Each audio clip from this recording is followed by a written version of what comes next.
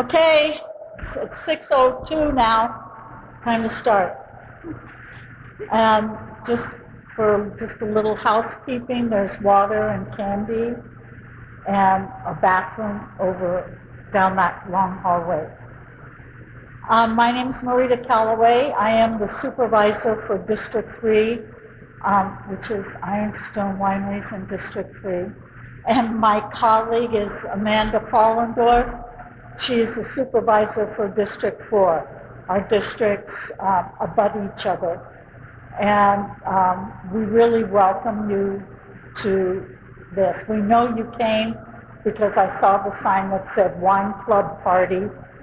And I think there's some people that stopped off that didn't come. Redistricting is done every 10 years. And in 2010, I received Murphy's into District 3.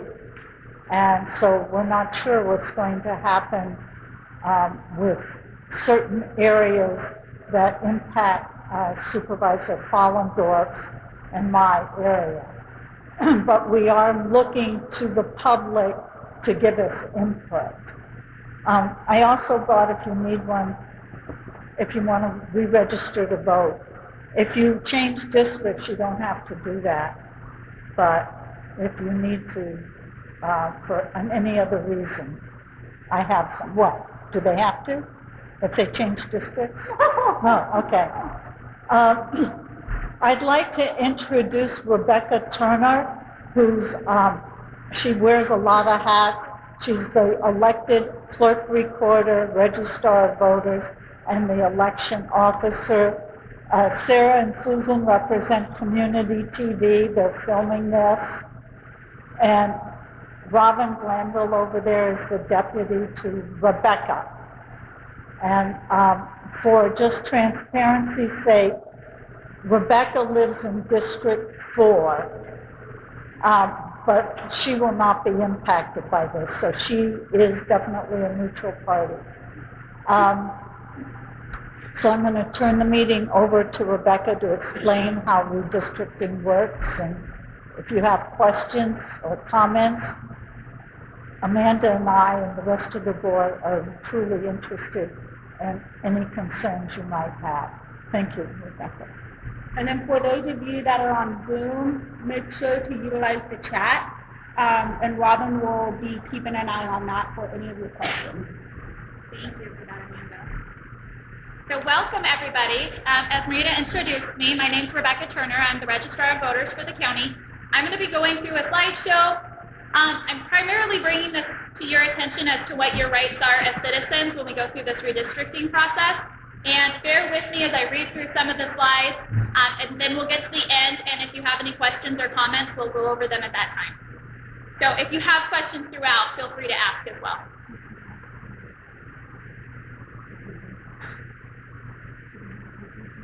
Oh, does everyone have the slides? Did you pick up? So if you don't have the slideshow already or the agenda, they are at the front table. So if you want to grab that on your way in, or if you want to go back and grab it, you can do that too. Is that what you meant? Mm-hmm. Okay. Amanda's over here reminding me of everything I ought to do.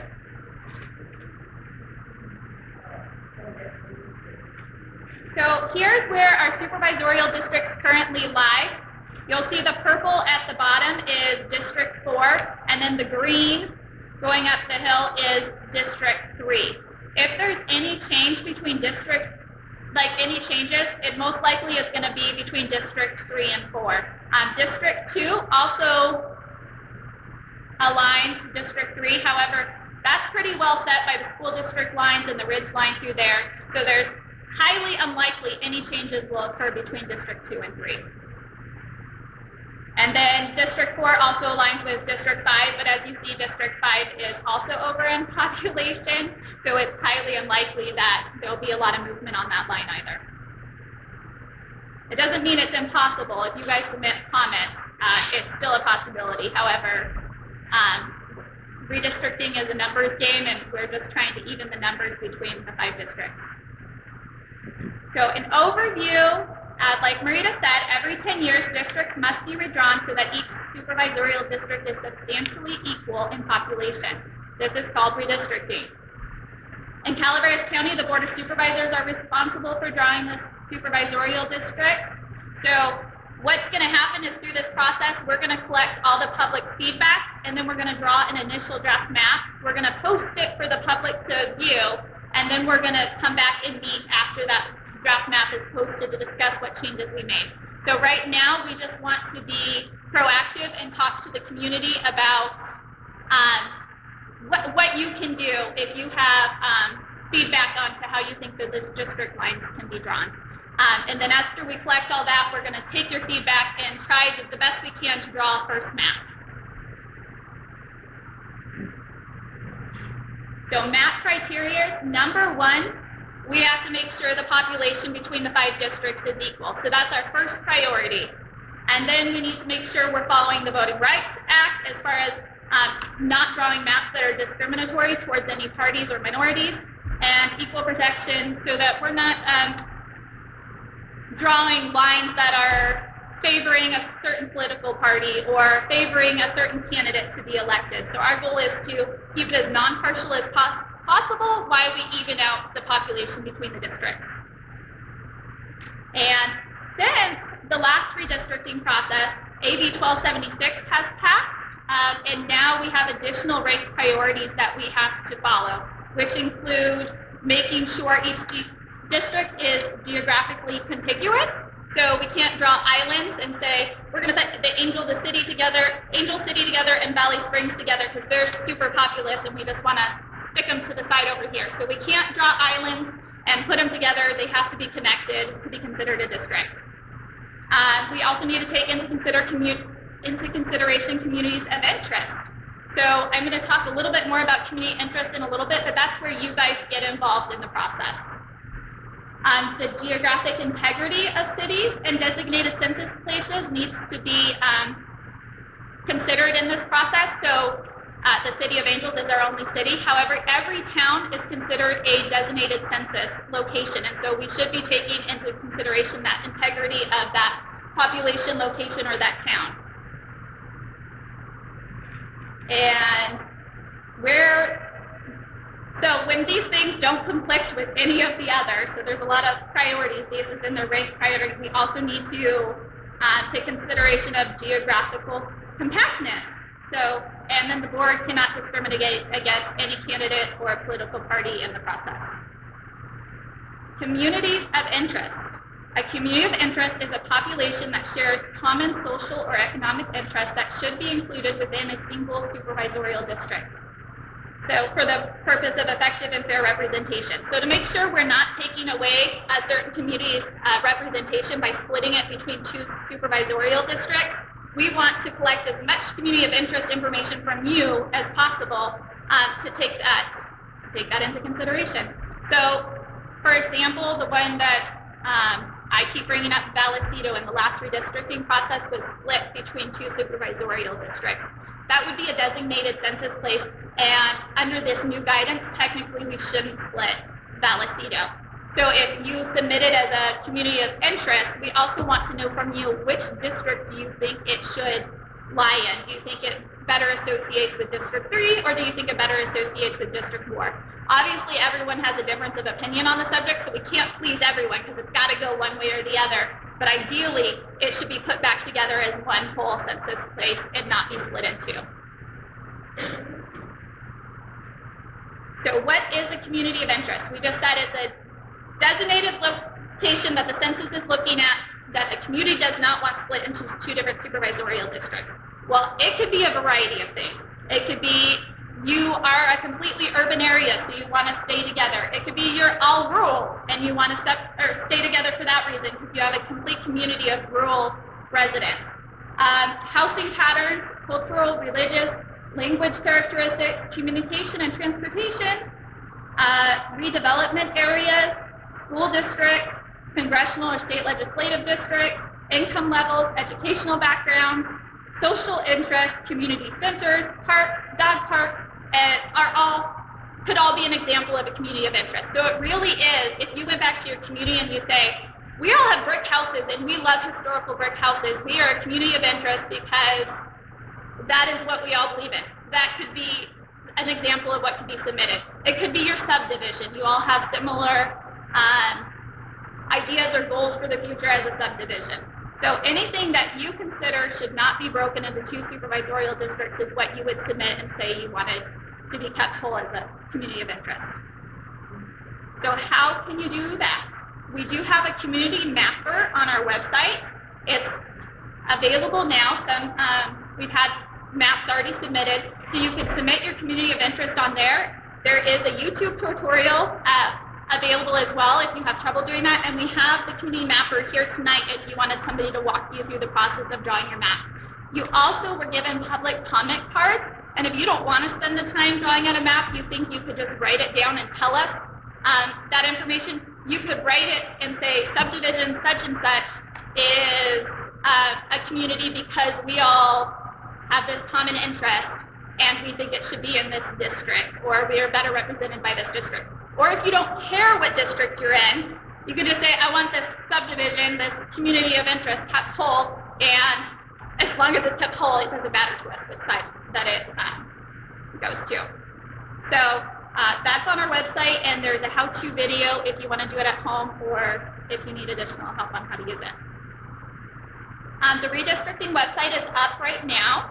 It gives you an overview of the process, a timeline, the community mapper and a how-to video, population data, and public hearing video. So all these public hearings will also be online for anyone to go back and watch if they want to see them. The population data that we have right now is a rough estimate. So the census put out the data for everything across the state and said census data is now available. Well, Calaveras specific data is not actually available to us yet. We are still waiting for the statewide database to send us our Calaveras specific data. We're hoping to get it by September 16th. And then once we receive it, we'll put it out so the rest of the public can see, and you can start seeing how the population shifted in better detail than what we provided for the supervisorial districts. My voice is getting hacky. So timeline, I think I'm skipping ahead. Am I giving you guys the right slide?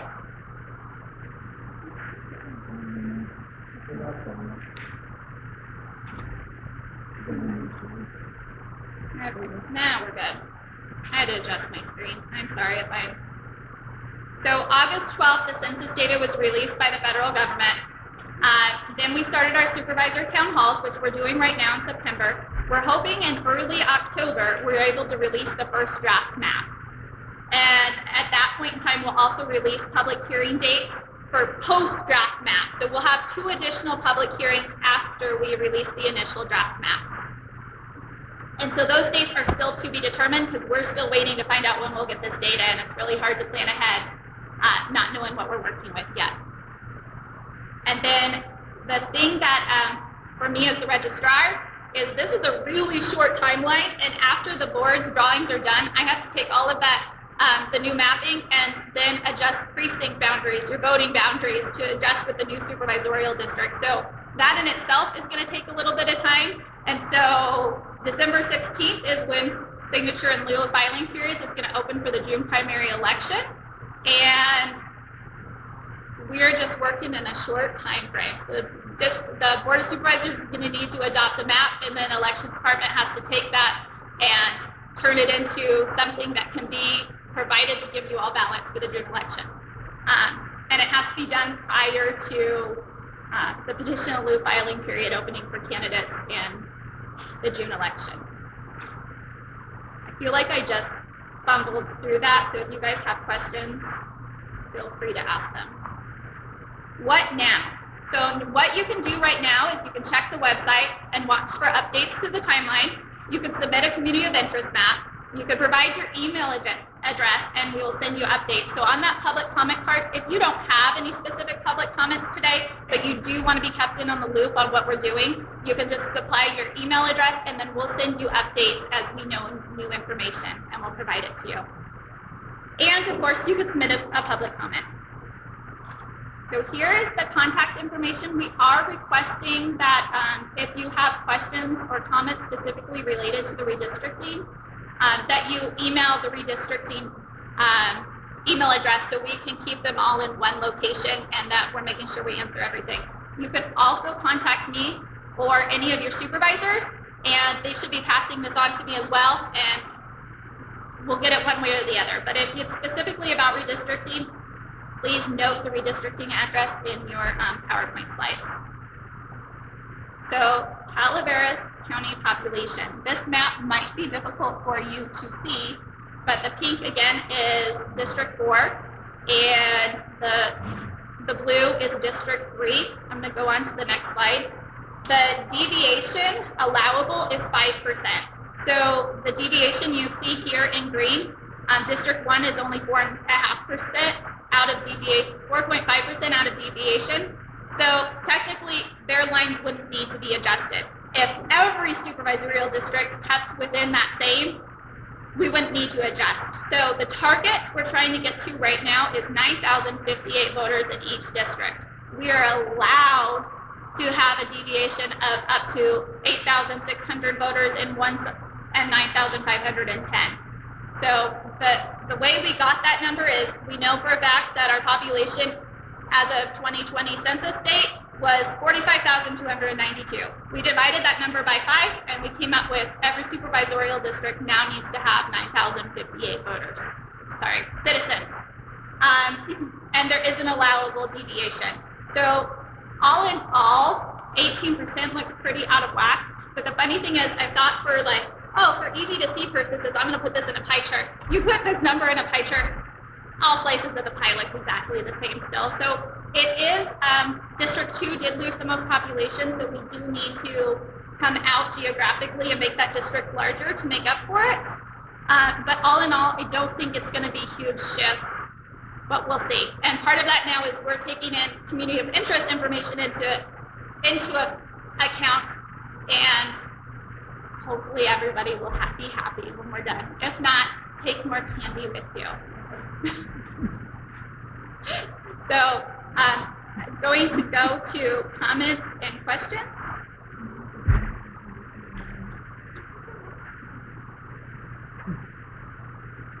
So we can go ahead and ask comments, and if you guys have comments and questions, and we'll start on that. And I do have a few more slides Amanda reminded me that I want to bring back up.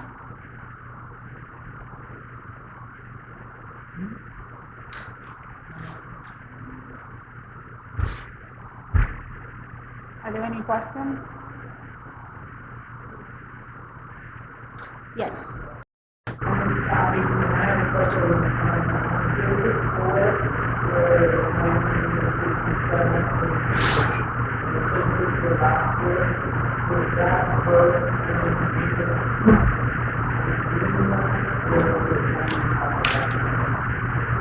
I think it. We don't have that data at this point to specify a specific location where the population occurred. So that is what we're hoping to get by September 16th. Yes. Exactly. So we won't be drawing any maps or making any changes until we have a complete set of data. At this point, what we did have for districts, it was because I went on to the Census Bureau website and tried to pull what I could off. And that's what I could pull and then easily be able to tell that it was accurate. I would be hesitant to try and pull anything more specific without them sending it our way for us. So that sounds good.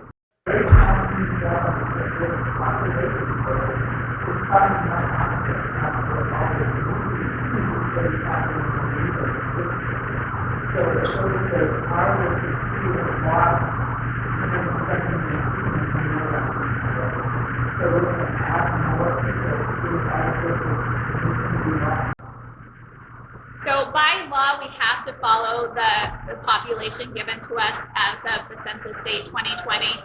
And so no matter what, we have to follow that, even if we think we had a population influx after the fact. And that data from the population influx won't even be accounted for until census 2030. So. Rebecca, are there any other key pocket areas between District 3 and 4, or possibly 2? that might need to be massaged. Yes. Are you trying to pose hot questions at me, Marina? The other area that I'm just as the registrar of voters came to my attention when we have to do ballot typing and everything is there's a subdivision that is roughly split. Well, it's split by District 2, District 3, and District 4. Amanda knows the subdivision. One of the, front bolt out on Darby Lane, that's split between 3 different supervisors. There's quite a few, even Vallecito is split, some of the neighborhoods are split currently between the 2 districts. So there still are some pockets out there where there might be, you're in Butler School District, but for some reason you're in District 2. And then it's the same thing with District 3. You might be in the Mark Twain District for schools, but you're in District 3. So we're taking those into consideration, recognizing that they really should be part of either D4 or D3. So some of these areas during the course of the last 10 years were easy for me to see, maybe not to others, because as the elections official, I have to create ballot types, and where a specific subdivision all of a sudden creates 15 ballot types, I'm not saying that really is the case, but it's questionable because it's like there is a lot of overlapping happening in this location. So when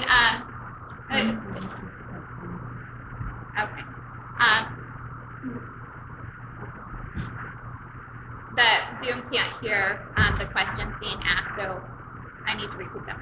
Anyways, in this instance, I know for a fact that subdivision was split because it brings it to my attention because I'm creating more than one ballot type for an area, meaning they have a different school district, they have different supervisors in there, they have different fire districts, they have a lot of different things happening in that one location, and so your neighbor might have a different ballot than you do, and when that happens, that right there you're voting on different things, to me that says you're probably a community that should have been kept together as much as possible and not split into different supervisorial districts.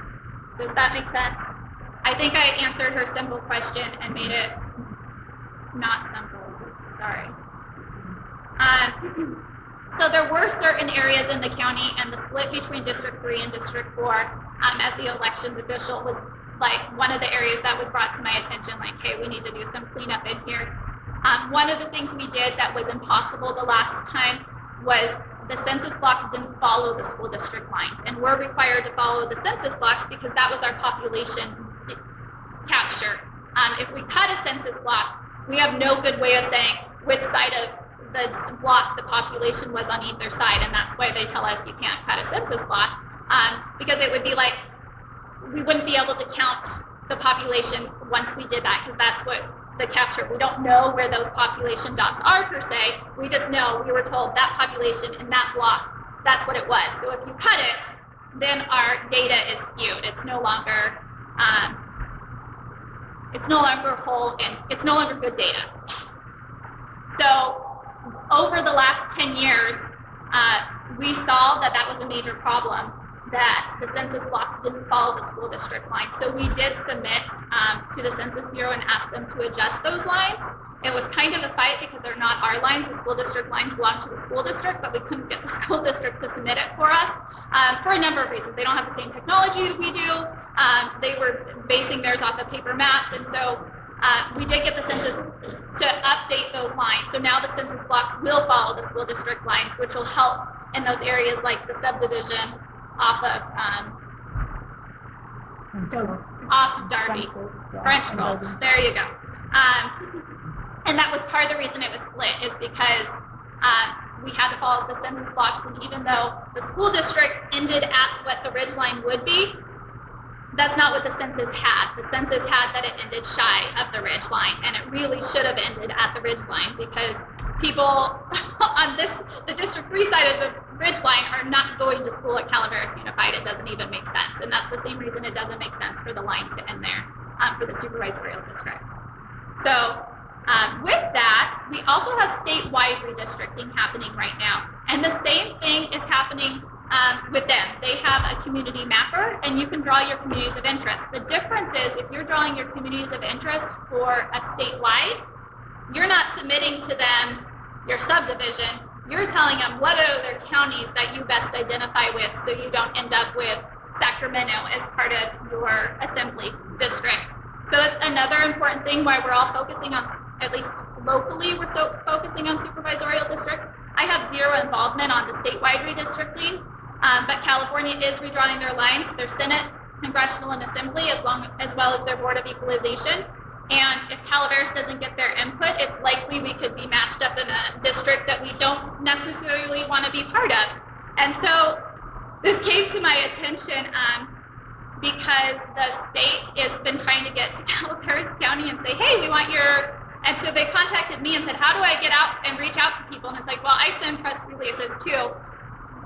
So I've been sharing their information. I just don't know if it's getting to people where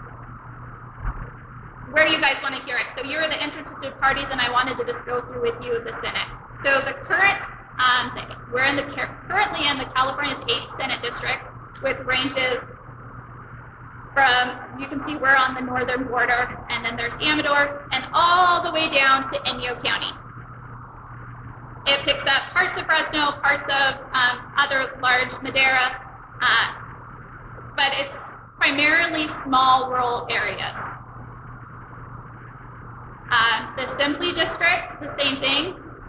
It's obviously not the same length as the Senate District, but it's primarily Alpine, Amador, Calaveras, a lot of rural counties. So I think we have an advantage by being with part of rural counties because we have similar interests as them.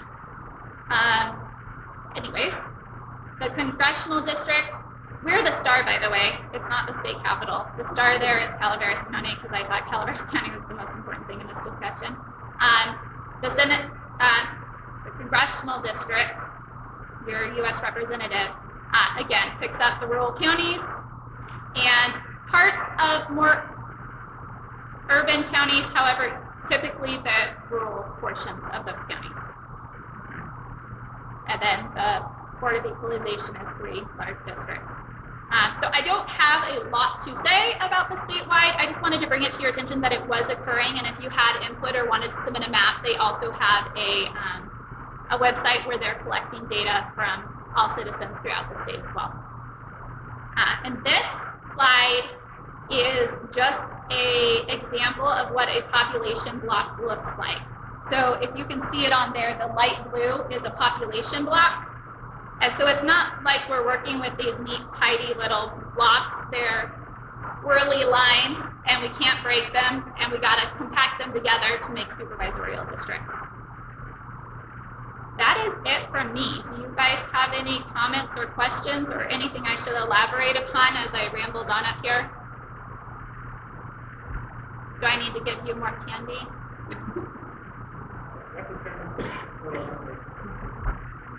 Can you repeat the question? The total number of districts? Total number of districts is governed by the state government code, and we have to have 5. So unless we're a charter county, which we're not, and we have special laws on how many supervisorial districts we have to just go with the general law for the state.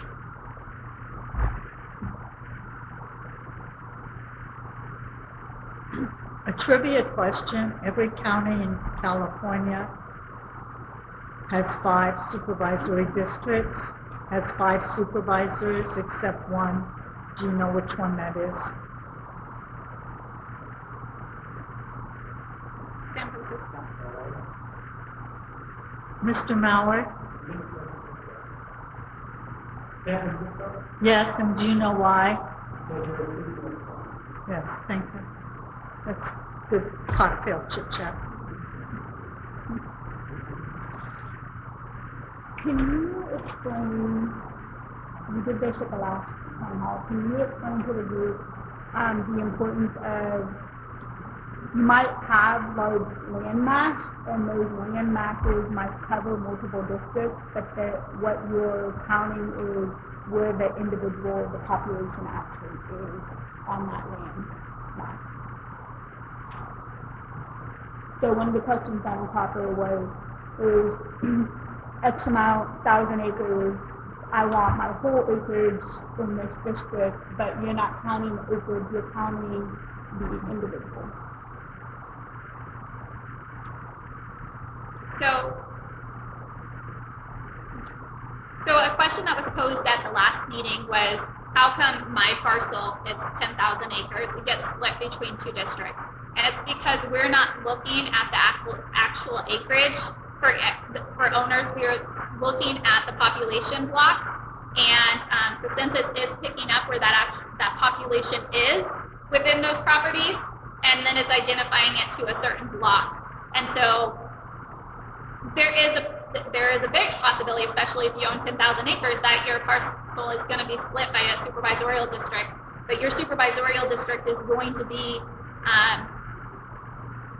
where your actual house is located. So that's where you're going to vote in the future, and that's what is taken into consideration for that. Yeah. Thank you. Right. Do you have, I know it's been a little while, but do you have like a general idea of what population blocks you think are going to get moved? So you back up the numbers? No, so even when they were asking me, like, what do you think needs to be cleaned up? At this point, and again, I haven't seen the data to look at. I just know, I'm like, I think this community should be cleaned up. If the community came back and said, no, we like being split, that would be a different, but some of the feedback over the last 10 years I've received is those communities don't like being split. And that's why it's, in addition to seeing like, oh yeah, that's kind of messy in there, we really should clean it up. But I don't have personally any preference which side it goes on, or I just really just want the numbers to work in the end, and the supervisors to vote for a draft map quickly so that I can get the data as the elections official and start working on it to be able to issue ballots to everyone and make sure those ballot types are correct and I don't have people in the wrong sections, because that in itself is a long, tedious process. Is just once we move, making sure we move every single voter to their new spot and the right location, and we send the right ballots out. So no, I didn't really get to your question, sorry. At this point, I don't know. I really am taking the community of interest public comments back, and that's what I will pull all together and compile, and then say, okay, the majority of citizens want this to go in this district to adjust the lines, and that's what we do. So aside from if it was just an impossibility, because putting it that way, we couldn't even the population, we would take those community of interest. Because our first priority still is population, and then we start looking at those other rate priorities. Did that answer? Yeah, and I know you mentioned about the area that's, you know, you did this where that line is, so the line might be right?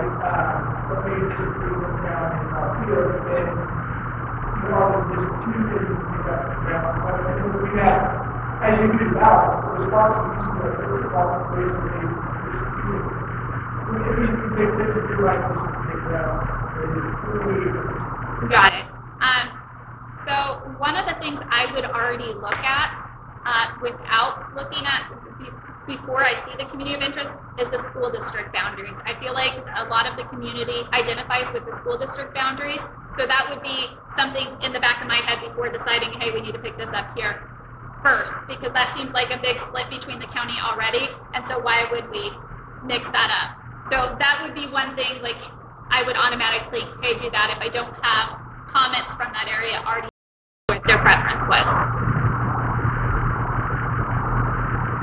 Would have the assumption that in California, the school district ultimately be going to the school underneath it up here. Well, that's where it's hard because that's where the elementary school is a little bit harder, because there's a lot of families that go either way depending on a number of reasons. But primarily the high school district, I think that is a stronger guidance for me. Is if you're on the Calaveras side, is a big difference between being on the Bret Hart side and trying to keep those lines intact as much as possible because they in themselves are a community of interest. Those elementary, I really am counting on you guys telling me like, hey, I'm in this community and I really think we better identify here. Because the elementary school district boundaries, I know tons of people personally that go either way. They might come down the hill and go to Mark Twain for reasons, or they go up to Michelson for other reasons. So, sorry, did that further clarify? No. It's clear as mud.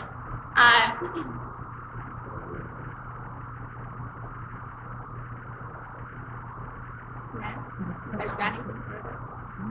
So I can go ahead and shut this down if you guys are done. But we're here to answer questions, and Robin over here also has the community of interest information, and you can submit your public comments to her. Did you guys want to say anything? Robin, was there any questions in the chat? I must not have been too confusing.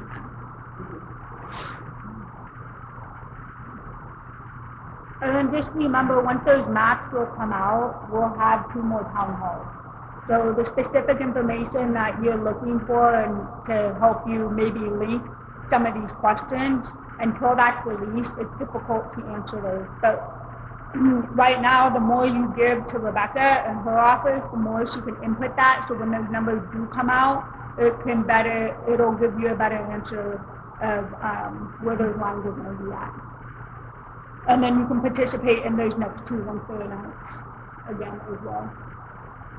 And all of our meetings, the post meetings most likely will take place in San Andres. Just it's a lot of work to get everything out to the separate communities, so most likely will. But everything will be virtual as well, so that you can attend virtually if you don't want to make it down to San Andres.